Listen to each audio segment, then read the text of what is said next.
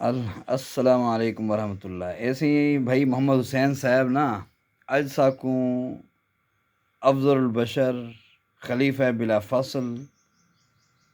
अफजल बशर बादल अंबिया हज़रत सिद्दीक अकबर दी शान दे अंदर बहुत ही अच्छे अंदाज साकू एक उन्हें दी मदह दे अंदर एक कलाम सुने सन जड़ा सारे खान अमीर खान साहब को भी बहुत बड़ा पसंद है। सुनाओ सी मोहम्मद हुसैन साहब। असहाब नबी दे हक हक असहाब नबी दे हक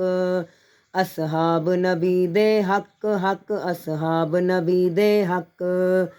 कलमा पढ़िया सब तू पहले साथ निभाया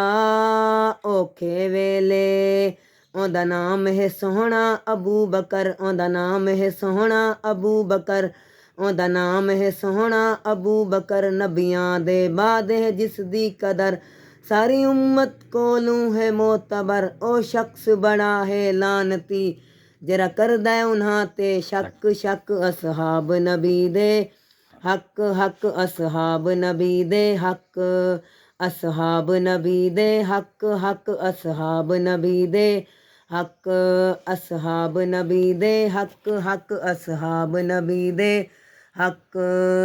ਕੁਰਾਨ ਦੇ ਵਿੱਚ ਆਇਤ ਪੜ੍ਹਮ ਆਇਤ ਸਿੱਦੀਕ ਦੇ ਹੱਕ ਵਿੱਚ ਹੈ